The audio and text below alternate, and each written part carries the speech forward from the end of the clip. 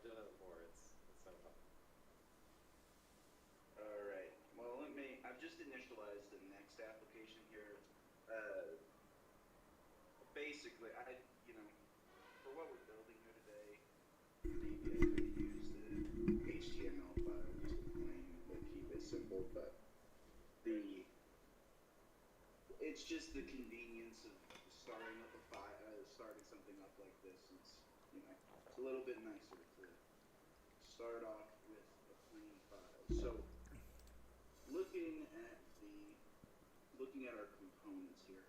So what does the plus button need to do anything functionally, or are we just kind of building out the design that's listed here? Well, let's start off with the listing page, right? So being able to list multiple alarms, which day they show at, the time, things like that. And we can start there. Whether or not it's on or not, those sorts of things, the total. And, if we get far enough, you could totally start building an ad. But the focus is on the display of the UI. And Sweet. also, like we're saying, you don't have to do it pixel perfect, but at least have the UI elements right to be able to properly display what's needed. Sweet. So I'm going to get started here. I think I'll start just laying out, start with the main page here. So I'm going to start off with a main div. I think I'll split it off into a couple of different sections. So the first div, I'm going to give our H1. In this case, for now, I'm just going to hard code the time, and then I will come back when we have a moment. So tell me, what are you thinking visually of how you're going to break this thing down before you jump into code? Yeah. But we're mentioning components or sections, or what are you thinking visually? How you want to accomplish this? I'd say, excuse me. I'd say the top section with the time and the date will be its own individual component. Then we will have just for the ease of creating it, I have 3 different sections. So the alarm, or the time and date, and then in the center have the add button. And then in the bottom portion have the different alarms. And then each of those alarms can be its own individual component that we map some information about. Yeah. Okay. That's, I think, where we're at. Yep. Good to visually map it out in your head before you dive in. So love it. For sure. So here, I think we will, like we're talking about, let's add a button. And I like to architect all of the actual individual components before actually jumping into the styling of it. So Okay. I'm going to give that a button, and then one final div, and we're going to give that a individual, our alarms. Come back and give these classes in a moment. So in this case, we've got let me see if I can display this over here for people's reference. Maybe that'll be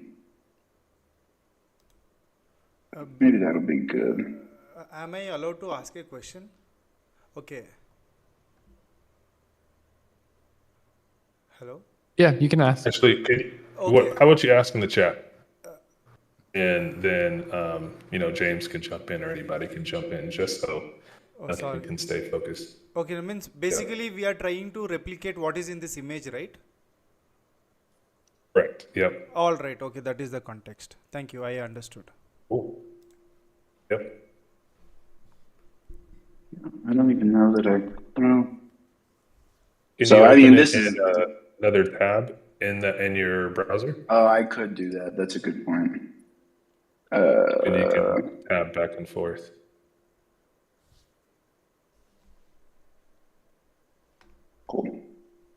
Yeah. I got So, it. yeah, let's give this guy. So I'm going to need two separate rows here. We've got the top row that will have the button and the time, and then the list of individual days. So again, here we will have an H3. It doesn't really matter too much, the tiles that we're throwing in here. And then this is actually going to need to be like an input type, like checkbox, and then you got to style it weird. This is one of my, you get into programming and there's some stuff that you think, oh, we'll just have this figured out. Like drag and drop, it should be easy to do, right? And then you get in and you're like, well, no, you're figuring out different data elements and inserting, and there's libraries to make it easier. But these little check boxes you'd think would be straightforward to build yourself, but it's not always straightforward to build yourself. So it looks like a toggle left and right. How are you thinking, or how do you know it should be a checkbox, I guess? That's just the way I've built it previously. So basically, the on state, when it's checked, you style it with the button over here. This ends up being like a before tag or an after tag. And then when you enable it, it moves back and forth, if that makes sense. Okay, gotcha. So here, I'm going to give this we'll make this an unordered list. Again, just for the semantical HTML here. Li, su, and eventually here I will separate this out into its own individual component. Oh, I see. But for right now, TU, WE, PH, FR, and SA. All right. So you kind of name drop semantic HTML. What does that mean? Oh, when I hope I'm saying the right word. Semantic HTML, as I understand it, the idea is using, well, for accessibility purposes, it's nice to use specific HTML elements for things like screen readers. So if you were to, say you have an article and it has a header and it has this and that, using those specific HTML elements over using something like a generic div. So like in this case, maybe this could be a section and this could be a section because, these are it's individual sections. And actually for testing at one point, I went in and enabled, I would go in and enable screen reader and see whether or not I could navigate my site with it, because you throw, you can throw tags and things on there to really help that out. But sometimes there's not a whole lot of information you can provide. So that's some tests I've done from time to time to see whether or not I was actually providing a good experience for people with screen readers. Cool. Nice. I'm going to, do we want to worry about this top bar? Do you want me to make that part of the design as well? We can skip that part. Yeah. Cool. So now it is time to start actually doing the styling. So in this case, can you show us real quick what it looks like without the styling again? Yeah. So here we go. Beautiful. Okay. I think this is the peak of design. Maybe we stop here. All right. So I'm actually going to also wrap this in one additional wrapper so that we can get this background and the drop down, because it's kind of important to the styling of the thing. Do you mind if I pull up the Tailwind reference so I can look at the colors that are on there? Sure thing. And again, we don't have to make it pixel perfect. If you can get something that looks for sure somewhat to what we got, then we can get into the interaction and data modeling and that sort of thing. Color. Do you not have a list of colors? Oh, here we go. I just want to look at the blue. Let's see. Sure, this guy. Great. So first guy, 800. Great. We're going to make this a width screen and a height of screen. So again, we're doing a test and it doesn't have to be a super perfect accessible or resizable rather. And then we'll give it a slight difference here with maybe like 600 for the background on. I think we give the general, oh, actually, interestingly, this is lighter than the background, or darker than the background, rather. So I'm going to give this a class name of BG Sky 900. Cool. And then down here, let's just get into the actual organization of the thing. Here, we're going to give this a width of maybe half. Let's see how that looks. Like maybe even a little bit less. And in fact, we'll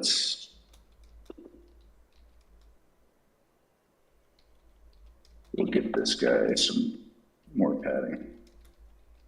Sure. Great. And then this guy, we'll give a width of full, flex column, and then we're going to give this a item center, I believe. Great. And text white. Great. I want this guy to be a font bold, maybe. And this guy, a font medium or something. Let's look over here. Yeah, that's great.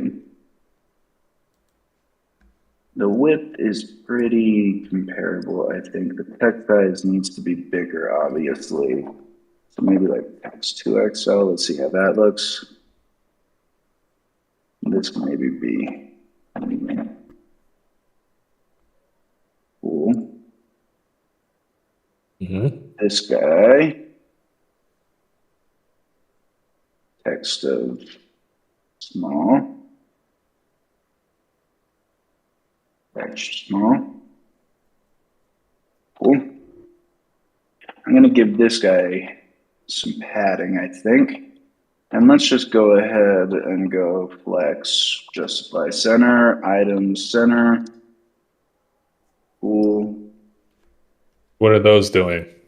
These Flexbox classes. So item center gives you align item center. So in this case, because we're in the complicated thing with the justify and align item properties in CSS is they change based on the direction of your Flexbox container. So in this case, since we are since we're not in column, you'll see that justify actually centers us horizontally and item centers us vertically. If I were to do the same thing here, you'll see that because this is the column, actually where items centers us vertically and justify content center would center us, or no, rather, centers us horizontally, and justify would center us vertically.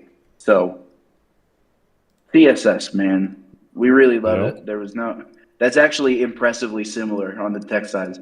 I'm pretty happy with that. Nicely done. I'm going to give this section just a little bit of vertical padding, I think. Again, look at that, dude. Let's move on down here to our button. So first thing, again, we probably want this width full. We probably want it flex. And in this case, I actually want to do justify end because we're moving that button over to the side. Okay. I think all the text can be white by default. I'm going to give this text white. Take it away here. Well, it doesn't matter if it's there, but I don't know it's there. So then I'm going to grab a nice color down here. We'll give it 200. Sure. And then I'm going to give it a set width and an aspect ratio of square. One of my favorite CSS properties is the aspect ratio. And then rounded. So what is aspect square map to in CSS? Aspect square maps to 1 by 1. So that'll just give us a nice little square, guy. And then I can round off the corners to make it a circle. And then I'm going to give it, since it's a little bit bigger, we may even need to go larger. And this is where we're going to have to adjust our width. And this is where we get to the limitations of, let me see, there's some additional properties here. Oh, I can go rounded full. So rounded full will go like a crazy border radius, so it will always be rounded. So let me see. I don't think that box border is useful here. I know what box border does. I don't necessarily fully understand what it does technically, but I think we need a little bit of padding, not 8. And this should, I need to make this flex in order to get it to play nice. And again, this is where you get to the annoying part of Tailwind, which is that you get these giant groupings of classes, which can be obnoxious sometimes, but we deal with it. Okay, so that's a little bit big. It feels good though. I think it does feel good. Sweet. So moving on down here, this bottom section needs a slightly different color again. Again, we're not super worried about the specifics. We're not especially worried about, but we'll make a differentiation here for the sake of doing that. So we should give this guy W full. So this is where maybe actually the padding can't be, because right now the padding here you'll see is on the, we've got some padding on the main div up here. And that is causing us problems because it is going to screw with our coloring down here. So I think we're going to end up adding the sections individually. E8. That's good. And then that actually doing, yeah, it's doing stuff.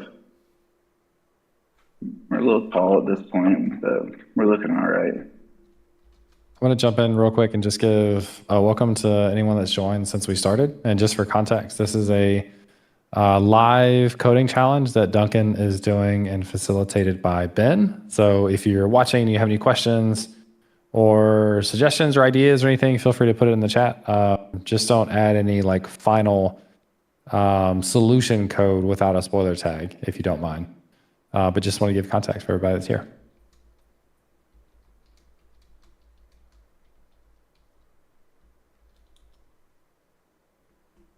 Okay. Yeah, I don't love that, but I'm gonna be a good. Okay, I'm not gonna be a good boy. I'm gonna fix it because it was like that. That's fine. Okay. Now I'm gonna give this guy some px of 8, 6. Even update. Sure. Okay. Now I'm gonna make these guys vertical. I'm gonna go 500. So down in here, these individual divs, we're gonna give them a flex. These actually need to be flex column, and then probably full width. This guy, same deal. This guy's gonna be a flex row, and we're gonna give it another full width. I'm gonna go justify between, so that's gonna give us some spacing. And then these little individual guys, I can probably copy a lot of what is here.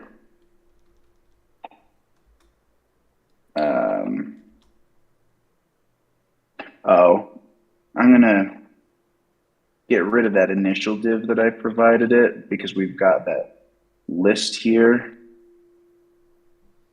Okay. Okay, justify.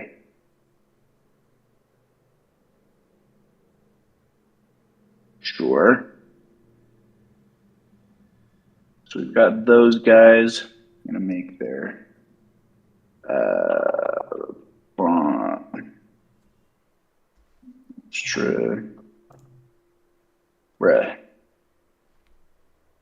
extra light. Sure. I'm gonna make this text a little bit bigger. Text XL, 2XL, 3XL. Is that more? No, it's a little bit big now. So you're using justify between, right? And that maps to Yes. space between, right? Yes, sir. So do you happen to know the difference between justify between and justify around, or space between, space around? Have you dealt with those differences? Yeah, so justify between in this case it's prioritizing spacing between elements. Justify around, let me see, because there was two, I think evenly is the other one I'm thinking of. So around prioritizes the spacing on the outside. Between will leave no distance between the outer elements, but will leave space on the inside. And then evenly, I believe, does a combination of both, where it tries to space all the elements. The distance between the outside and between elements is the same, if I remember correctly. It's been a minute since I did my not semantic. I keep throwing that word around like I really know and appreciate what all it means. Yeah. If I understand correctly, between puts the edges, the first and last one against the edges, right? And divides everything, the remaining space in between them.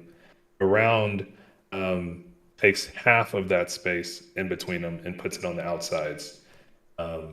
So Yeah, basically Okay. half of the space between them, and then evenly puts the space on the outside the same amount as what it's doing in between them. So slightly Sweet. different, slightly visual things, but Cool. lots in our toolbox. So I think this is an appropriate time to space this off into its own component. And Okay. that is because I am going to be using some state to accomplish this button moving back and forth. So I'm going to create a toggle.tsx file. This is NeoVim, everybody, in case you're curious. We're Oh, over. there's been discussions about it already in the chat. All right.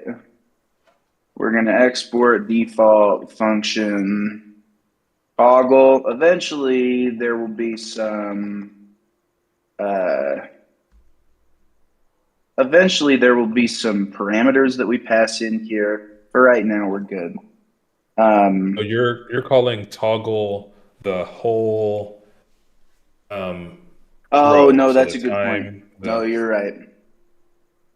You are correct. That is not the correct name for this. This would be like alarm. Thank you. Okay, yep. And then here we'll make a separate one called toggle, and that's where we will move this guy.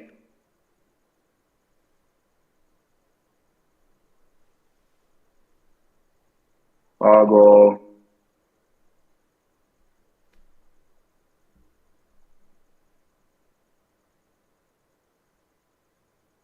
Gotcha. Okay. So now here in alarm, we will import toggle from there.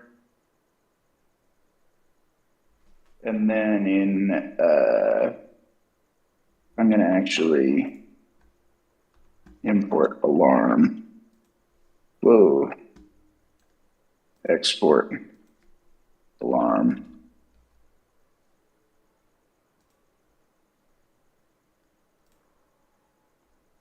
Okay. And then here we have our alarm. Again, for right now, I won't map it, but now heading over here to toggle, this is where we get to the fun stuff. I'm going to have a state element that is toggled, set toggled, use state. Whoa. False by default, sure. And then now here's the thing is I think this input check value, we might not even need an input in this case, because essentially what we're going to be doing, I'm going to create a div, and this div is going to have two separate elements. It's going to have I'll give it an ID for clarity.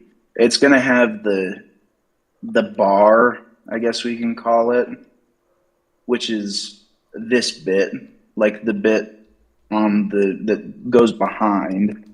And then we're going to have basically a button. And this guy is this is the actual, we'll just call it ball. And it's mad at me because I forgot something somewhere. We've got one div. Oh, I put a div instead of a button. Yeah, you figure it out, dude. Use state. Oh, is it because I'm in next. I gotta do the thing. I've been doing React Native. I've been away from the Next.js stuff, and it's nice sometimes. Hey Duncan, can you address that really quickly, or just explain what that directive is used for and why? Yeah, sure. So Next.js as of Next 13.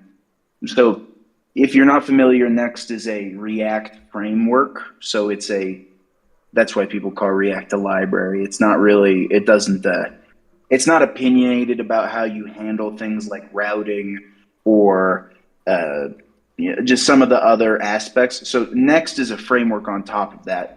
As of their 13th version, Next is a server-side first framework. So by default, every single component that you create is using React server components. Here you see you're getting an error because we're importing a component that needs to use useState. It only works in a client component. Basically, what I'm trying to do is Next is trying to return this information just as plain HTML. So basically, I'm using React to create just HTML. I'm not actually creating, traditional React apps. You're sending a big JavaScript bundle to the front end that's then hydrating and using React under the hood. What I'm trying to do is I'm trying to use a regular React thing, but I'm sending it down as a server component, and it doesn't like that because you're not actually sending down, like I said, you're not sending down React, you're sending down HTML, which doesn't work when you send it down that way. So here you see, as soon as I add the use client directive at the top here, it's okay with it because now when this renders, it's sending down my whole React component rather than just sending down the whatever HTML is returned from the server. Gotcha. That's how I understand it. So here, I am going to have a on-click event, which will set toggle to the opposite of toggled. And again, it didn't. Sometimes I go too fast and I confuse on-click needs to be wrapped in its own. And I'm going to break this down like that for the sake of being able to actually see everything on screen. So now if I were to add like I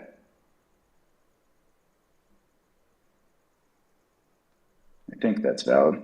So here you see it's false. If I give this a width value and like a background value so I can actually see it. Oh, it needs a height value. Again, we're going to use that aspect square. So if I click this, it should change when I click it. Cool. Mm-hmm. I'm going to give this that's going to be too big slightly. Rounded full. Now we have a ball here. So this is where we get into so first off, I'm going to give this a transitions of transform property. This guy is going to, whenever the item moves. 1 second, Duncan. I just want to time check you, right? You've got maybe 15 minutes or so. Cool. Sweet. I want to leave it open for questions at the end and such. So, yeah, just giving you a time check on that. Okay. Thank you very much. Mm-hmm. I'm going to give this we're going to actually give this a background of BG Sky 100. Sure. And if this doesn't look good, there's a reason I'm not a designer. Let's put it that way. We'll go 50. Okay, sweet. So we've got our ball.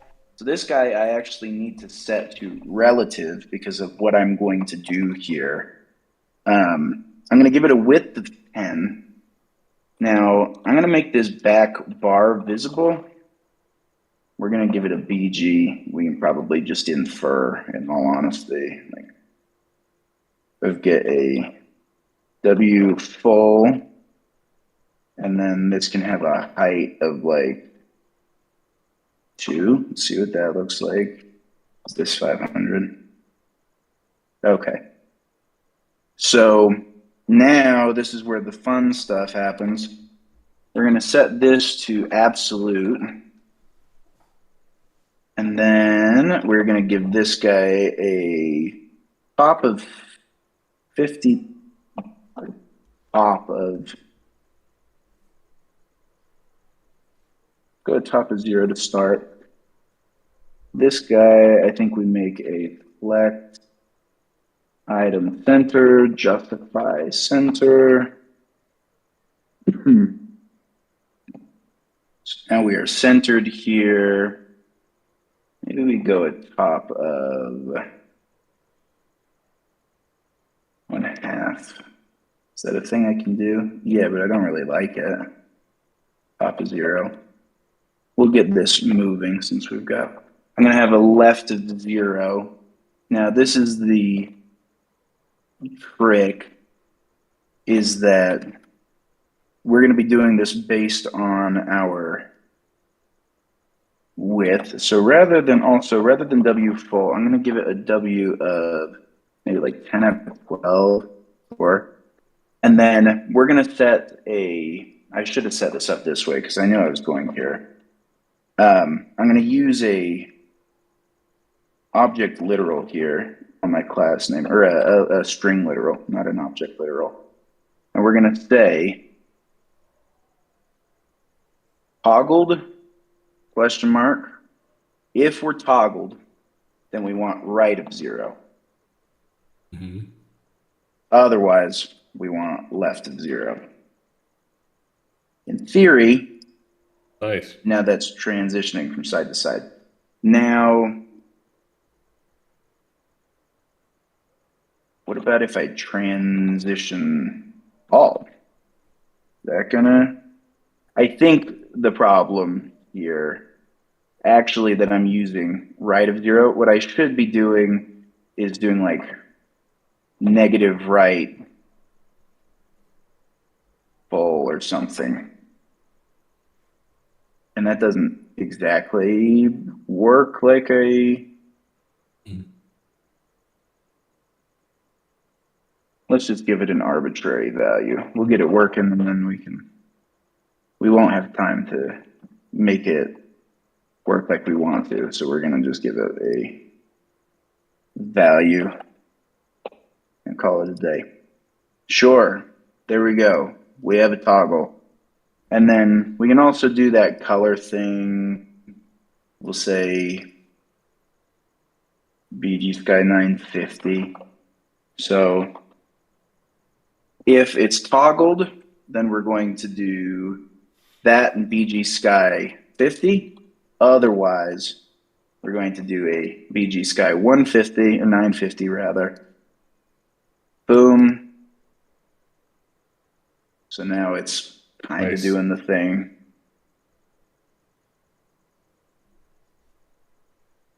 Cool. So now we have this. We can actually add our parameters. So I'm going to create an interface called props. And this, in this case, it's going to be a time, which will be a string. And then probably days that are select, well, I think just time for right now. So time, I'm going to destructure this into time 7. Oh, I'm looking at the wrong thing. Actually, I take it back. That needs to be in alarm. Time, which is a string. Same deal here. Time, props, 7:30. We're going to go time.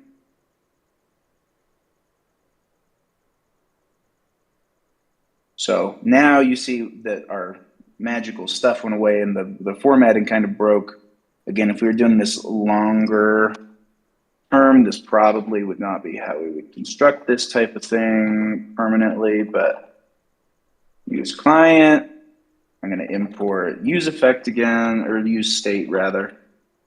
Const alarms. This is alarms set alarms equals use state. Now in this case, it is going to be a list of objects that have this value, or an array rather. There are too many programming languages, too many ways to say the same thing. In here, we're going to go 7:30 p.m.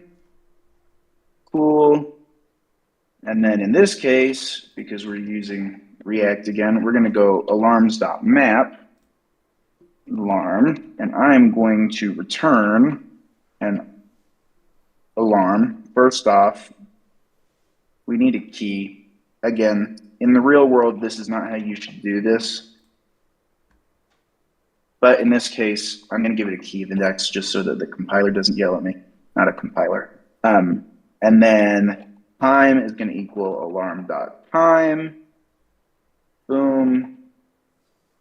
So you see, once again, now this is back. I can toggle it and untoggle it. And then up here, I can give it a different one. So what was the next one say? 5:45. 5:45 was the AM, PM, AM, and then 1:25. Time of 1:25 p.m. Now, this could use some spacing. We're going to do flex call, and give it a gap of like 4 maybe. We'll see how that looks, sure. And then, I don't think this needs all of that. I think that it needs a UI like.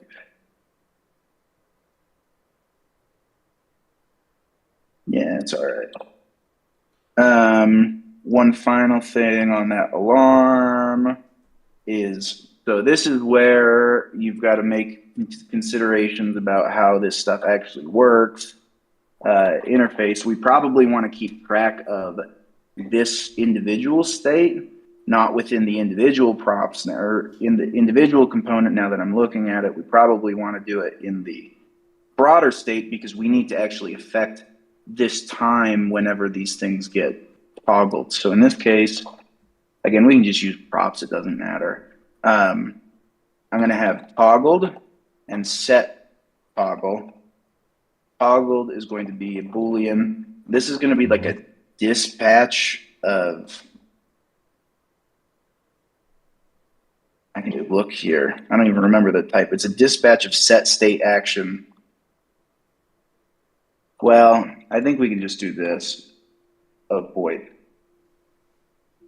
And then in this case, we're going to have toggled and set toggled.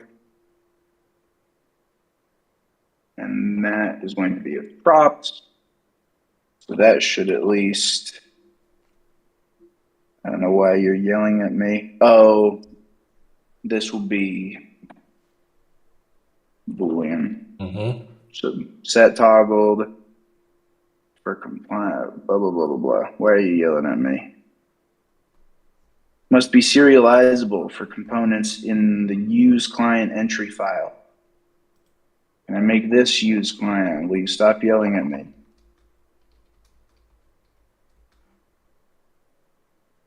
No, but I think it'll still work. So we're going to go with it, even though. Something similar to break the lines up so we can see the long lines. Is that possible? Or some kind of prettier format? I've got a formatter. If not, that's fine. But that's fine. We can do this real quick. Fill your time. We'll use the. Okay, yeah, that's super helpful. Toggled. So this was true. This was false. This was false. And then this alarm is going to have a toggled Boolean, toggled. And then in this case. From the standpoint of the alarm, would you call it toggled? Just, just talking through it. You say active. Yeah, that's probably valid. Or, On or enabled, maybe? we do. Oh, enabled's good. We'll go with enabled. Because that is a very good point. And then here, we would actually go, we're going to go toggled. We're going to replace it with enabled. And then over here, enabled equals alarm dot enabled. And then over here, this is where, once again, we need to pass in our, and it's not going to like us for it because it's being grumpy at the moment. I'm going to do this once again so that everybody can see.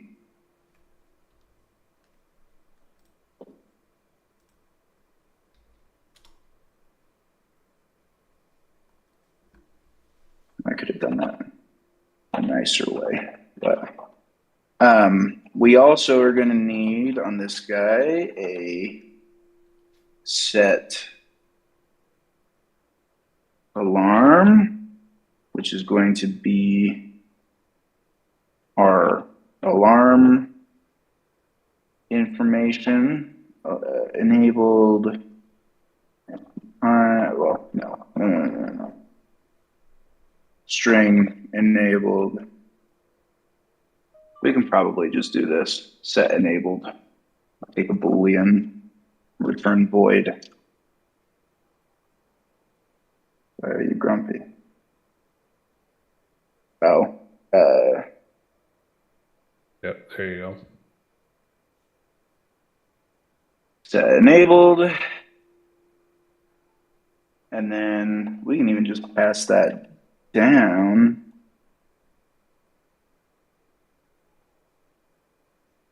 So up here, each of these, we will provide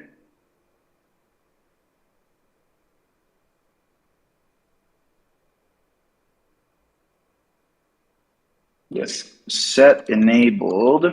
And in this case, what we're going to do is we are going to map out, so temp alarms is going to equal ... alarms. So we're going to create a temporary version of our alarm state. And then I'm going to say temp alarms of index dot enabled equals enabled. And then we're going to set alarms temp alarms. So can you walk me through why you had to do all that? I don't know for a fact whether or not this is always necessary, the destructuring the object and setting the, all I know is from personal experience from time to time, if I try to modify the value exactly on the original alarms object, that I've gotten some errors previously. And so setting basically I destructure the alarms, we set the value on the temporary alarms, and that way we're not trying to modify our original constant value. And then setting those new alarm values, that way it's clean. We make all our modifications separately and then just do one broader replace.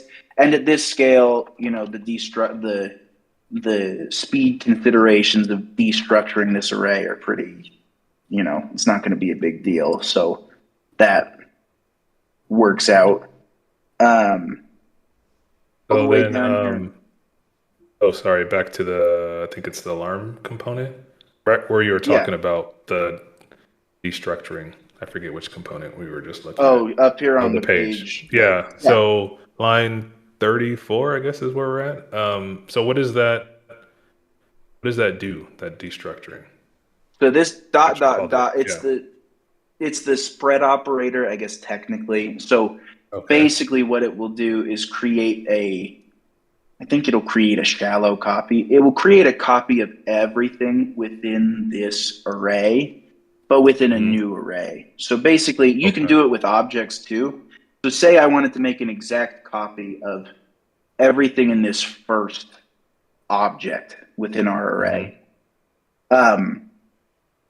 Sometimes in programming languages, you'll have, like Python by default, all of your, if you are referencing an object, it is by reference, it's not by value. So if I were to, you know, point an object, I've actually had issues with this at work where we were passing a dictionary around in Python and we were assigning values, and because we were passing them place to place and not creating a deep copy of them, we were actually messing up down the line because we were modifying properties on the value from other functions where we hadn't made that consideration.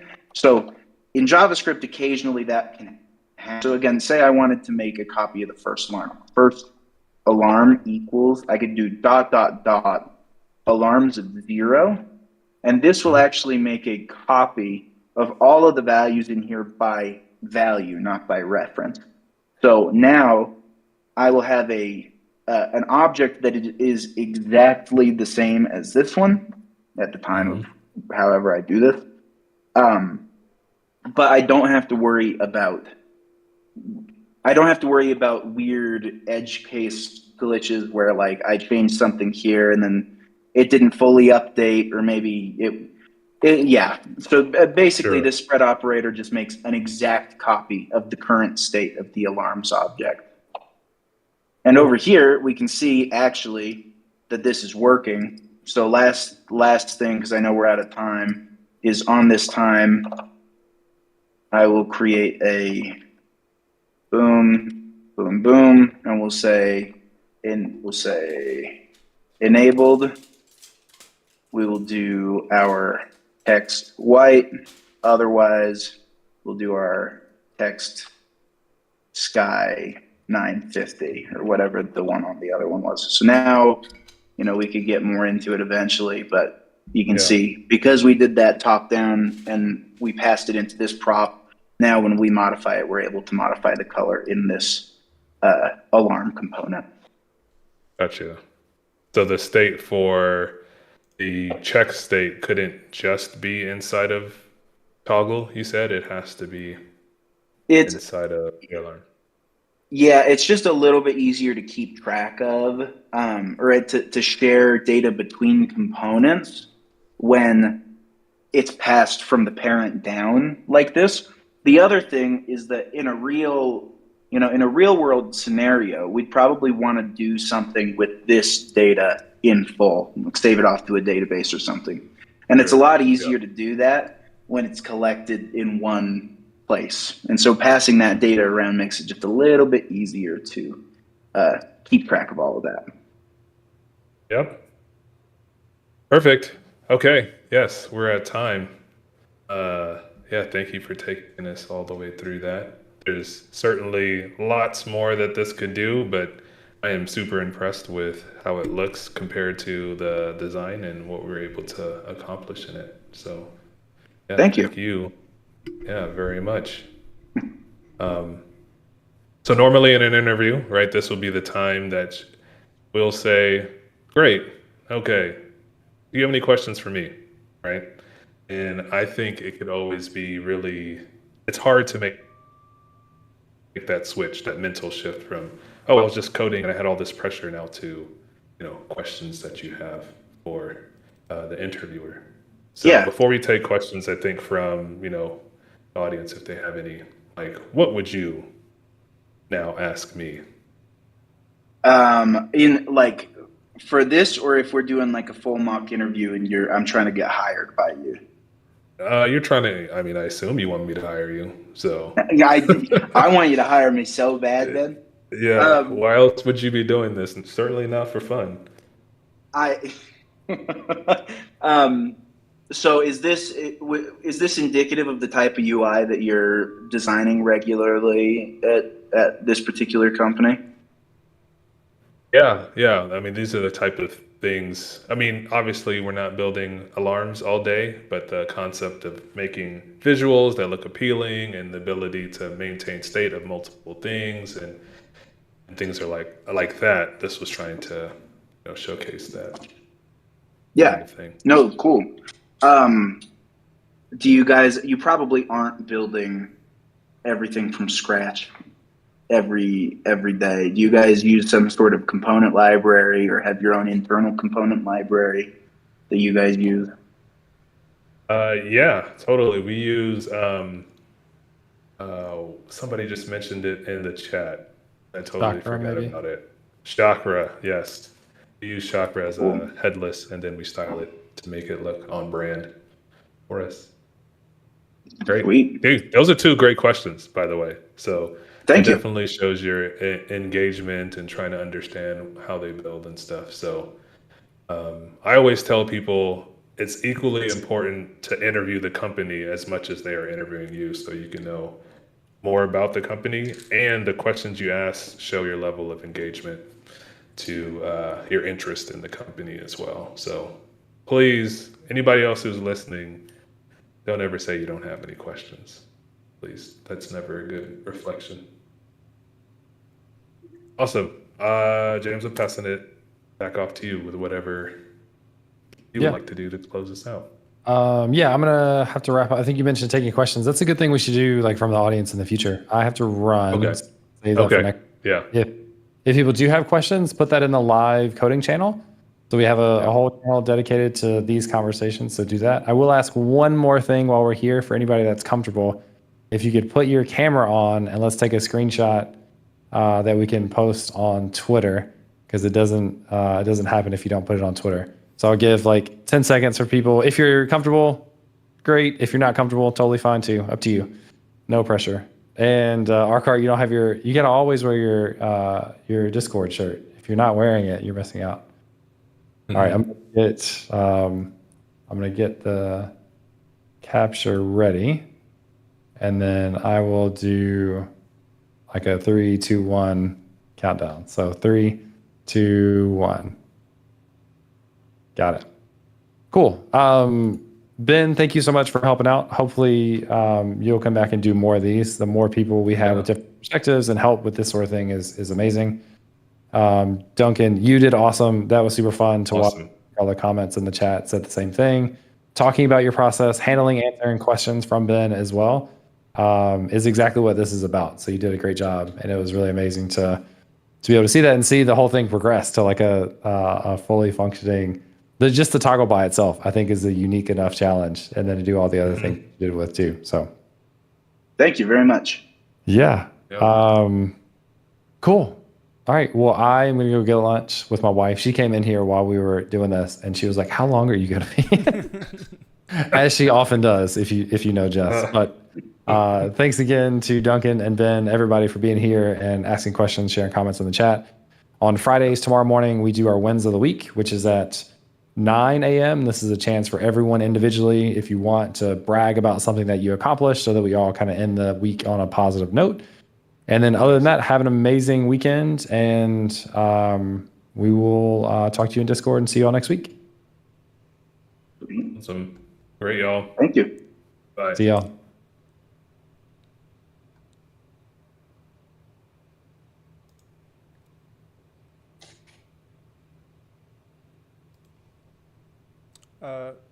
Is the session over? Okay. Dean, you left? You there? I think it is over. Yeah, it is over. You left, right? Okay. I did, and then I wanted to read the chat. Yeah. Okay, all right. You're here. No, I just wanted to spend some time talking. I can talk for a minute. Yeah, so when you were actually designing the plus icon, right? What did you use? Did you use, say I'm not a React guy, I'm an Angular, but still, it's still at the end of the code, it is CSS. The plus one you have placed between the two divs, right? One is the dark blue and the light blue. So for that plus button, do you use position, relative, absolute, anything like that? If I were to do so I did it kind of quick and dirty. Can you see my screen here? Yeah, I can see the screen now. So what I did in this case was I just translated it down a little.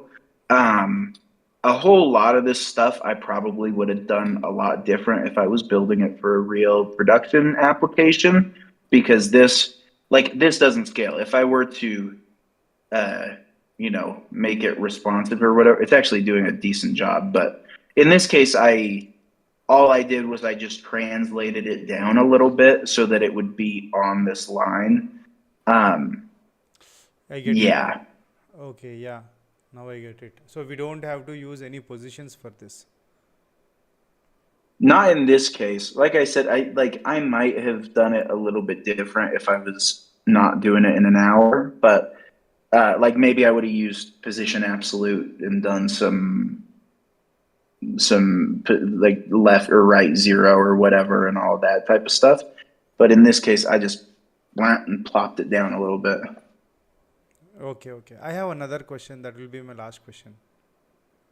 Yeah. So for the input, when you have given type is equal to check, let me see your code here. You have given it's line number 17 or 107. I think it's 107. What is it? Okay, it's here. Is it The up button, here? the checkbox button. Checkbox button. Basically, I'm trying to understand the styling. The checkbox where you have first we have given input type is equal to check. Then after that you have given another div called bar. Yeah, bar I have understood.